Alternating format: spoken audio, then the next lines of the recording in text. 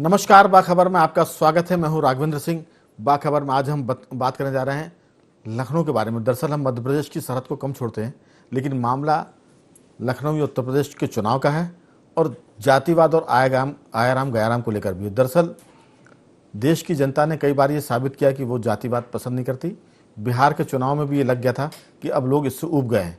और दूसरा एक खतरनाक संकेत ये कि लोग रीजनल पार्टी, क्षेत्रीय दलों को भी अब तवज्जो कम दे रहे हैं। यही वजह है कि बिहार में लालू की पार्टी को भी मात मिली और यूपी की बात करें तो वहाँ बसपा और सपा को भी पीछे हटना पड़ा और बीजेपी को भारी बहुमत से सरकार में आने का मौका मिला। लेकिन चुनाव फिर सर पर आ गए, बिगुल बच चुके हैं, तारीखें ऐलान कर दी गई हैं। अब ऐसे में भाजपा के बहुत सारे विधायक थोक में पार्टी छोड़ गए। जाहिर है कि जवाबी कार्रवाई में भाजपा ने मुलायम सिंह यादव की पुत्रवधू को पार्टी में शामिल कर लिया है। ये एक राजनीतिक दाव हो सकता है, लेकिन नैतिकता की जो पार्टियां बात करती हैं उनके लिए ये मेरे ख्याल से मुंह छुपाने के लिए वो कुछ भी बात करें, लेकिन इस पर कुछ सवाल खड़े करेंगे। हम इसी मुद्दे पर बात करेंगे। मध्य प्रदेश की सब सीमाओं को छोड़कर यूपी पहुंच गए हम और वहां से हमारे साथ जुड़ेंगे डॉक्टर प्रताप सिंह यूपी से। मध्य प्रदेश से हमारे साथ स्टूडियो में रहेंगे वरिष्ठ पत्रकार संदीप पौराणिक जी, सामाजिक कार्यकर्ता कमल राठी जी और टेलीफोन लाइन पर हमारे साथ रहेंगे वरिष्ठ पत्रकार रमेश शर्मा जी। लेकिन चर्चा शुरू करने के पहले आपको सुनवाते हैं कि अपर्णा यादव ने सपा का दामन छोड़ने के पहले बीजेपी में आने के बाद क्या कहा। सुनते हैं अपर्णा की जुबानी। मैं हमेशा से प्रभावित रहती थी आदरणीय प्रधानमंत्री जी से, और मेरे चिंतन में हमेशा राष्ट्र सबसे पहले है। मुझे लगता है कि राष्ट्र का धर्म मेरे लिए सबसे ज्यादा जरूरी है। मैं बहुत हमेशा से प्रभावित रहती हूँ जिस प्रकार की कार्यशैली है, चाहे वो स्वच्छ भारत मिशन हो, चाहे वो महिलाओं के लिए स्वावलंबी जीवन हो, चाहे वो रोजगार हो। मैं हमेशा से भारतीय जनता पार्टी की स्कीम से हमेशा से बहुत प्रभावित रहती हूँ। तो हमने सुना कि अपर्णा बीजेपी, नरेंद्र मोदी और आदित्य योगीनाथ के कामों से बहुत प्रभावित हैं। इसके संकेत हमें लगता है कि शुरुआत में मिल गए थे जब योगी की सरकार बनी थी और वो उनकी गौशाला में गए थे अपर्णा यादव की। वहां से ये लगता था कि उनका झुकाव बीजेपी की तरफ है। लेकिन हम इस चर्चा को शुरू करेंगे। इसमें हमारे साथ, जैसा हमने जिक्र किया कि लखनऊ से डॉक्टर प्रताप सिंह जुड़ गए हैं। प्रताप सिंह जी, आपका बहुत स्वागत है। धन्यवाद। और स्टूडियो में हमारे साथ हैं हमारे साथी पत्रकार संदीप पौराणिक जी, जिनका यूपी से बड़ा वास्ता है। मध्य प्रदेश की पत्रकारिता करते हैं, लेकिन उनके सूत्रों की जो जड़ें हैं वो उत्तर प्रदेश में भी मिल जाती हैं। उनसे पूछेंगे कि आखिर इस पूरे मसले पर वो किस ढंग से सोचते हैं। और कमल राठी जी बताएंगे कि सामाजिक सरोकार के चलते ये जो दल बदल है, आयाराम गयाराम है, ये नैतिकता के धरातल पर कितना मजबूत है। क्योंकि मध्य प्रदेश में एक चुनाव हुआ था दमोह का, जब कांग्रेस छोड़कर भाजपा में शामिल हुए विधायक को जनता ने भारी मतों से हराया था। 17,000 से ऊपर की उनकी हार थी, करारी हार थी। तब लोगों को लगा था कि शायद जनता दल बदल को पसंद नहीं करती है। देखेंगे कि अपर्णा यादव को बीजेपी लखनऊ कैंट से अपना उम्मीदवार बनाती कि नहीं, क्योंकि वहां से अक्सर एक बार बीजेपी एक बार प्रतिपक्ष जीतता है। आधी सीटें हम कहें कि 15 साल में 7-8 बार बीजेपी चुनाव जीती है और इतनी बार वहां दूसरे दल के लोग जीत कर आए हैं, उसमें सपा शामिल है। सबसे पहले मैं संदीप जी आपकी तरफ मुखातिब होऊंगा। ये जो सारा मसला है, नैतिकता की बात, फेस सेविंग के लिए कोई कुछ भी कह दे, लेकिन क्या ये वैसा खेल है कि जब बॉक्स दो मुक्केबाजों में लड़ाई होती है तो जो बहुत ही सधा हुआ होता है, तजुर्बेकार होता है, वो सामने वाले के मुक्के पहले बहुत झेलता है और जब वो थक जाता है तब वो वार करता है। तो क्या अखिलेश यादव ने बहुत सारे लोगों को तोड़कर सपा में शामिल कराया, बीजेपी ने अब ये खेल शुरू किया है, या ये पहले से चल रहा था? आपकी राय, और इसका असर क्या होगा अपर्णा यादव के भाजपा में आने का? वो बहुत छोटी नेता हैं, हम अगर पूरे यूपी चुनाव के सिनेरियो में देखें, लेकिन एक परिवार की बहू है, मुलायम सिंह यादव के परिवार की बहू है, ये कुछ ना कुछ तो फर्क डालेंगी। आपकी राय? राघवेंद्र जी, नैतिकता की जो बात है वो राजनीतिक दलों में कम नजर आती है। सिर्फ बातों में नैतिकता तो है, मगर चाल चरित्र और उसमें नैतिकता कम दिखती है। बातों में नैतिकता, लेकिन नैतिकता में कोई बात नहीं है। नहीं है, बिल्कुल नहीं, कहीं से नहीं है। लेकिन अपर्णा यादव की जो आपने बात कही, इससे पहले अखिलेश ने इतने दांव चल दिए थे कि बीजेपी में कहीं ना कहीं एक नए तरह की घबराहट थी। लेकिन राजनीति परसेप्शन का खेल है राघवेंद्र जी। कैसा परसेप्शन बनता है? अभी तक ये लोगों में एक बन गया था परसेप्शन कि बीजेपी में भगदड़ मच गई है, सारे लोग सपा में जा रहे हैं, कई मंत्री कई विधायक जा चुके हैं। लेकिन बीजेपी ने अपर्णा छोटी नेता जरूर है, एक नेता जरूर कह सकते हैं आप, लेकिन उस परिवार से आती हैं जिस परिवार के अखिलेश यादव हैं। परिवार में सेंध लगाना बड़ी बात हो जाती है और अपर्णा यादव के आने से एक नए तरह का परसेप्शन बनाने की कोशिश हुई है बीजेपी की तरफ से, और ये संदेश भी जाएगा कि टूट कहां हुई है, परिवार में। और लक्ष्मीकांत वाजपेयी ने एक और बयान दिया है, अगर आपने देखा हो, कि उन्होंने कहा है कि एक और उनके परिवार का सदस्य बीजेपी के संपर्क में है। अगर ऐसा हो जाता है तो सपा जो होगी वो रक्षात्मक मुद्रा में आ जाएगी, मुझे ऐसा लगता है। जो अभी आक्रामक है और बीजेपी पे उसके सारे निशाने हैं, तो कहीं ना कहीं सपा को तोड़ने की भी बीजेपी ने रणनीति जला दी है। और मुझे लगता है ये जो चुनाव है, पूरी तरह कोई भी चुनाव हो, चाहे उत्तर प्रदेश का हो, ये एक धारणा के आधार पर जीता जाता है कि कैसे माहौल बन रहा है, किसके साथ कौन लोग जुड़ रहे हैं। अभी तक जो बीजेपी थोड़ा सा पीछे दिख रही थी, अब वो सपा से आगे निकलने की स्थिति में भी आ सकती है दल बदल के मामले, मुझे लगता है। यानी कह सकते हैं कि घर को आग लग गई घर की दिया सलाई से। बिल्कुल सही कहा आपने। चिराग चूंकि आमतौर से पुत्रों के लिए लोग इस्तेमाल करते हैं, ये बहू है, हम इसे माचिस की तीली के रूप में, माने अग्नि के रूप में हम बात कर रहे हैं। हमारे साथ टेलीफोन लाइन पर रमेश शर्मा जी भी जुड़ गए। रमेश जी, आपका बहुत बहुत स्वागत है। जी धन्यवाद। मैं लौटूंगा, लेकिन हमारे साथ लखनऊ से जुड़े हैं डॉक्टर प्रताप सिंह, जो अयोध्या में भी डॉक्टर रहे हैं। लखनऊ से उनका वास्ता रहा है, वो वहीं पैदा हुए, वहीं लिखे पढ़े और डॉक्टर बने। उनसे जरूर पूछेंगे कि ये लखनऊ जो कैंट का मामला है, अपर्णा यादव का मामला है, ये सारा मसला यूपी की हवा को किस तरफ ले जाएगा, क्योंकि ये शुरुआत है अभी दल बदल वालों की। बीजेपी ने अब खेल शुरू किया है, ऐसा मान सकते हैं। आपको क्या लगता है लखनऊ के लिहाज से, क्योंकि लखनऊ बहुत नजाकत नफासत का शहर है, लेकिन ये जो दल बदल का मामला है थोड़ा सा ठेठ बुंदेलखंडी है, आप इसको किस ढंग से देखते हैं डॉक्टर प्रताप सिंह जी? हाँ, ऐसा है कि ये जो सपा अपनी चाल चल रही थी जी, ट्रेन लगा लगा करके यहाँ के बीजेपी के नेताओं को, एक आध मंत्रियों को अपने पास जोड़ करके, आज जब उनका खुद ही का एक सदस्य आ जाता है जी, टूट करके अपर्णा यादव के रूप में, तो उसमें जो है ये बहुत करारा जवाब है, एक तमाचा है सपा के मुंह पर। और सुनने में ये भी आ रहा है कि उसी परिवार का एक और सदस्य जी जो है वो भी सपा इसके भाजपा के संपर्क में है जी। और अगर ऐसा होता है तो ये बहुत करारा जवाब लगेगा। लेकिन एक बात है डॉक्टर प्रताप सिंह जी, अपर्णा यादव पहले भी वहीं लिखी पढ़ी बताते हैं कि जिनसे उनकी शादी हुई है, प्रतीक यादव जी, वो उनके साथ के माने एक तरह से स्कूल और कॉलेज के साथ पढ़े हुए थे, तो उनका ताल्लुक पहाड़ों से है, पहाड़ी है, वो बिस्र रही हैं पहले। उनके पिताजी भी वहीं लखनऊ में नौकरी करते थे, और वो जो सीट जहां से वो टिकट का दावा कर रही है लखनऊ कैंट, वहां भी पहाड़ी वोटरों का एक तरह से बाहुल्य है। तो यहां से सबसे खास बात है, चूंकि आप लखनऊ के हैं, उस राजनीतिक गणित को ठीक से समझ सकते हैं। जो वहां टिकट जो दावेदार हैं, लखनऊ की जो सांसद, मैं उनका नाम भूल रहा हूं, बहुगुणा, रीता बहुगुणा जी अपने बेटे के लिए वहां से टिकट मांग रही हैं। तो ये मुझे लगता है कि आगे जाके बीजेपी के लिए थोड़ी सी दिक्कत वाली बात हो सकती है कि वो दोनों को किस तरह से एडजस्ट करेंगे, क्योंकि सिटिंग एमएलए बीजेपी के हैं, वो अपना दावा रखेंगे, अपर्णा यादव भी वहां से लड़ना चाहेंगी, अब बहुगुणा जी अपने बेटे को लाना चाहेंगे, तो ये मामला थोड़ा पेचीदा होगा। मैं लौटूंगा। उनके बेटे जो मयंक जोशी हैं जी, उनको किसी प्रकार से एडजस्ट किया जाएगा, कोई दूसरी जगह दे करके, या अपर्णा यादव को तो तरजीह देना बहुत ही ज्यादा इम्पोर्टेंट है, होना भी चाहिए। और उसके बाद दूसरे भी तरीके हैं, कहीं राज्यसभा सदस्य के रूप में, कहीं हाँ, मैंने अगर पार्टियां सत्ता में हो तो फिर बहुत सारी जगह जहां उनको एडजस्ट कर सकते हैं। मैं लौटूंगा, आपसे इस बारे में और जानने की कोशिश करेंगे कि लखनऊ इसको किस ढंग से देखता है, यूपी पे इसका क्या असर पड़ेगा। रमेश शर्मा जी, ये जो एक सपा पर आरोप लगता था कि वो परिवार के लोगों को टिकट देती है, सपा समाजवादी पार्टी नहीं बल्कि परिवारवादी पार्टी है।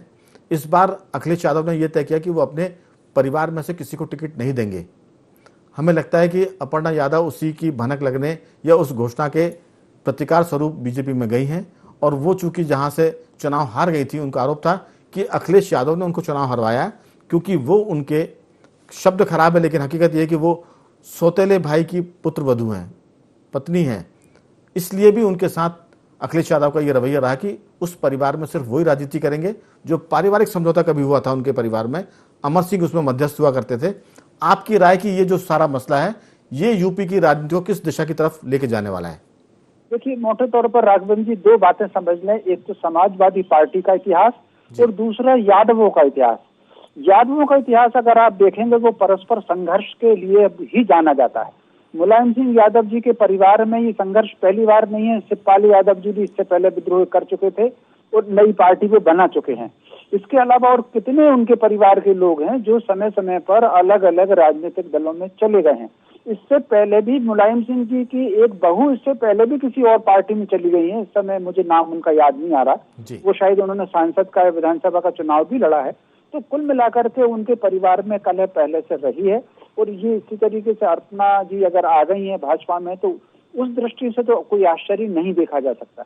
लेकिन इसकी जो टाइमिंग है वो टाइमिंग जिस तरीके से ये जो अभी डॉक्टर साहब ने, लखनऊ के डॉक्टर साहब ने बताया कि जिस तरीके से भारतीय जनता पार्टी के लोगों को वो तोड़ रहे थे और तोड़ने के साथ साथ उन्होंने एक क्रम बना लिया था ताकि प्रतिदिन मीडिया में ये खबर उछले। वो चाहते तो सारे लोगों को एक साथ भी भर्ती कर सकते थे, जैसे भाजपा ने एक साथ सारे लोगों को मध्य प्रदेश में ज्वाइन कराया, वैसे करा सकते थे। तो उन्होंने उसको एक क्रम बनाया ताकि रोजाना कुछ ना कुछ सुर्खियों में आए और चर्चा में आए।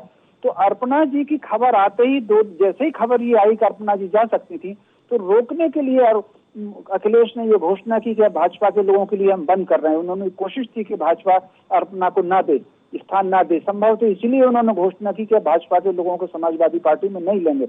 लेकिन कुल मिलाकर के एक दिलचस्प मोड़ पर आ गए हैं और मोटे तौर पर मैं समझता हूँ उसमें भाजपा कार्यकर्ताओं का मनोबल तो इससे बढ़ेगा और सपा के जो कार्यकर्ता हैं उनका मनोबल थोड़ा सा लेकिन शर्मा जी, जितनी बड़ी टूट भाजपा में हुई थी उस हिसाब से अगर वो 1 किलो की टूटी तो ये तो छटाक भर का मामला है।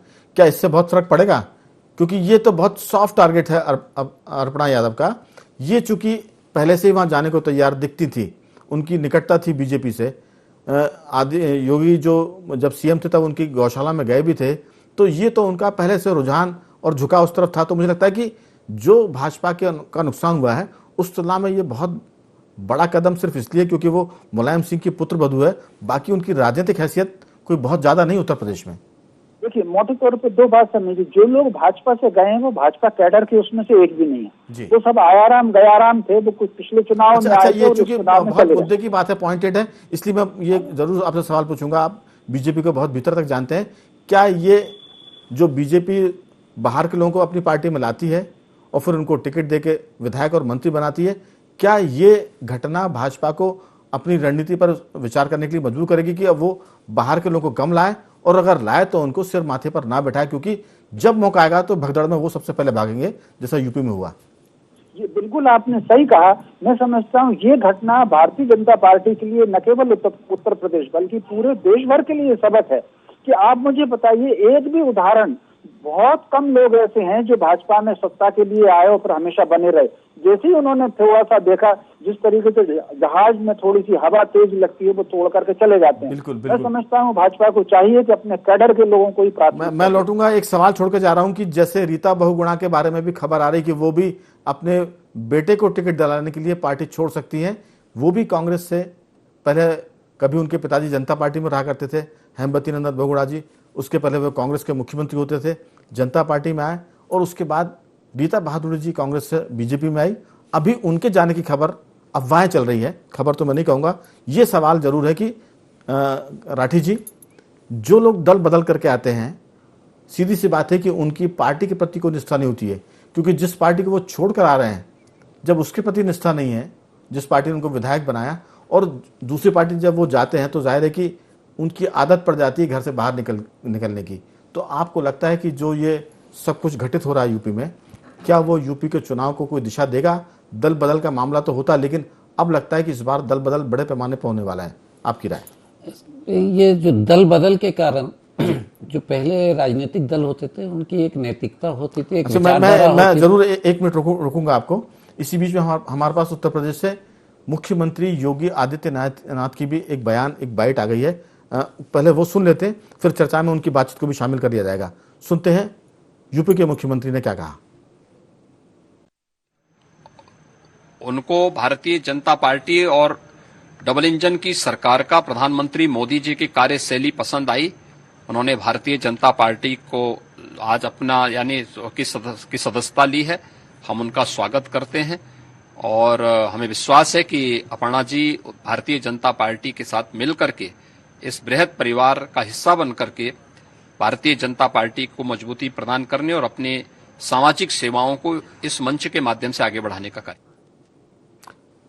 तो हमने सुना, अब जिस पार्टी में वो गई है तो जाहिर है कि वो पार्टी तो उनकी स्वागत भी करेगी और वो बताएगी कि वो क्यों आए।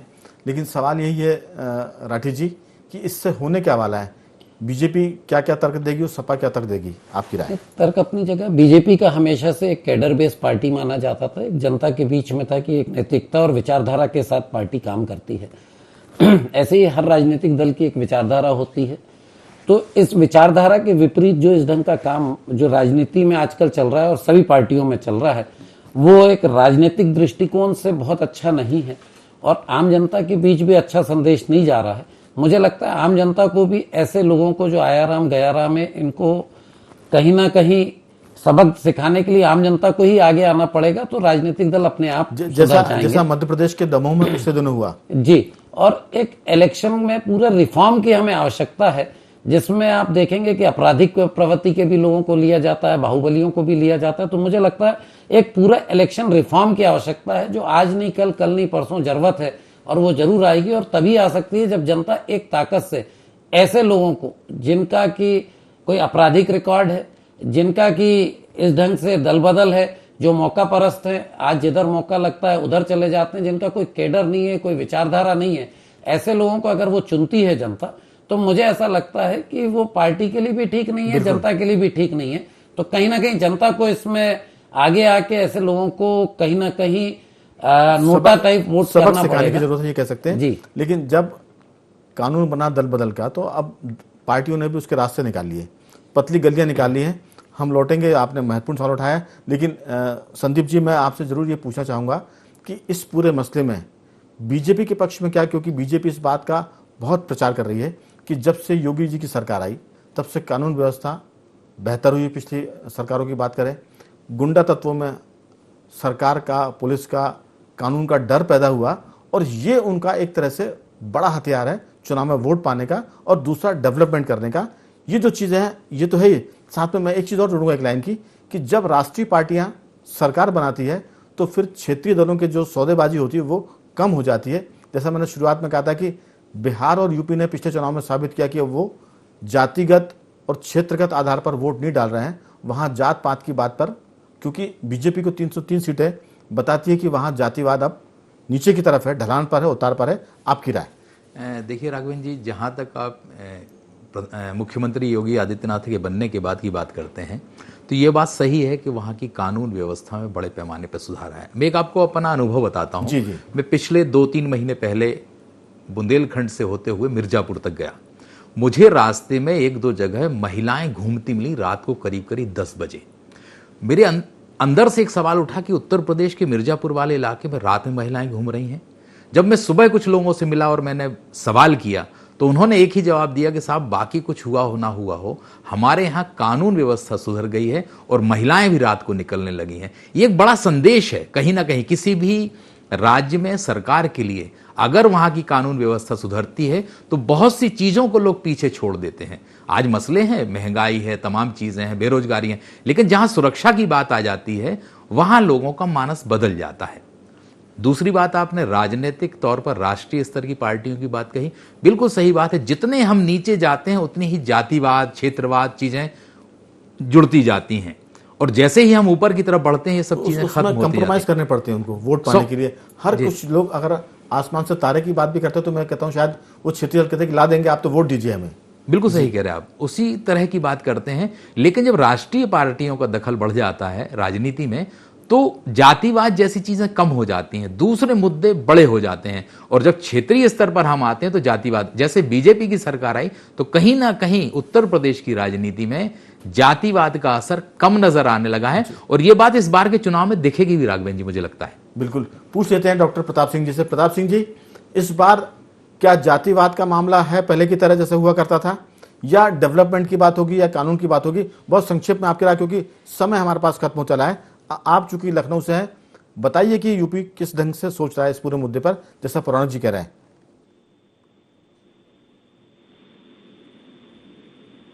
दोस्तों, आप मेरी आवाज सुन पा रहे हैं? हेलो जी, मेरा सवाल था कि क्या यूपी के चुनाव में जातिवाद नजर आएगा, क्षेत्रवाद दिखेगा? आपकी राय? नहीं, जातिवाद तो नहीं नजर आ रहा। सभी पार्टियों को एक तरीके से दिया जाएगा मौका, चाहे वो किसी भी जाति के हों, किसी भी जनजाति के हों जी, लेकिन कोई जातिवाद का मुद्दा नहीं है। कानून व्यवस्था को लेकर आपका क्या सोच है? आप अयोध्या में भी रहे हैं और लखनऊ भी देख रहे हैं, पिछली सरकारों की तुलना में किस तरह से वहां कानून का मामला चल रहा है? लोगों में डर है कि नहीं है? लोगों में अच्छा खासा डर है और पूरी तरीके से ढूंढे नहीं मिल रहे हैं दंगाई लोग जी। सब पकड़ पकड़ के जेलों की शरण में चले गए हैं। उन्हें मालूम है कि अगर वो बाहर आने की कोशिश करेंगे तो इसका क्रेडिट किसको जाता है? एनकाउंटर में मार दिए जाएंगे, ये भी खतरा है उन्हें। चलिए, तो मैं रमेश शर्मा जी आपके पास आ रहा हूं, समय कम बचा है, बहुत संक्षेप में टिप्पणी की। क्या इस चुनाव में कानून व्यवस्था, डेवलपमेंट, ये मुद्दा बनेगा वोट का बड़ा? ये निश्चित रूप से कानून व्यवस्था भी वोट का मुद्दा बनेगा, डेवलपमेंट भी वोट का मुद्दा बनेगा, और राष्ट्रीय संस्कृति का अभाव है वो भी मुद्दा बनेगा। और इस मुद्दों को कमजोर करने के लिए तो जातिवाद का कार्ड खेला जा रहा है। बाकी उत्तर प्रदेश में ये सारे मुद्दे चुनाव में अपनी जगह बना चुके हैं। जी शर्मा जी, बिल्कुल ठीक है आपने। कमल राठी जी, आपकी अंतिम टिप्पणी की, ये जो सारा मसला है किस तरफ लेके जा रहा है यूपी के इलेक्शन को, क्या कानून का मुद्दा बनेगा इसमें? आपकी राय? बिल्कुल, इस बार कानून, स्वास्थ्य, शिक्षा मुझे और बेरोजगारी, ये चार चीजों के मुद्दे पे मुझे लगता है दल बदल इन सबके आगे मुझे लगता है कि बहुत छोटा साबित होगा। इन चार मुद्दों पे ही यूपी के रिजल्ट दिखेंगे, ऐसी उम्मीद भी करते हैं। चारों मेहमानों का धन्यवाद, डॉक्टर प्रताप सिंह जी, रमेश शर्मा जी, संदीप पौड़ा जी और राठी जी, आपका बहुत बहुत साधुवाद कि आपने चर्चा में हिस्सा लिया। हमारा मानना यह है कि यूपी में दल बदल हो रहा है, ये अपनी जगह है, लेकिन ये बहुत चलने वाला नहीं है। हमारे जो साथी थे उनकी यही राय निकल कर आई है, कानून व्यवस्था और विकास ये वहां मुद्दे बनेंगे, क्षेत्रीय दलों को शायद कम तवज्जो मिलेगी, ऐसा सबका मानना है। देखते आने वाले दिनों में क्या स्थितियां बनती है, कुछ अपडेट होगा तो जरूर आपसे बात करेंगे। बने रहिए हमारे साथ और देखते रहिए IND24।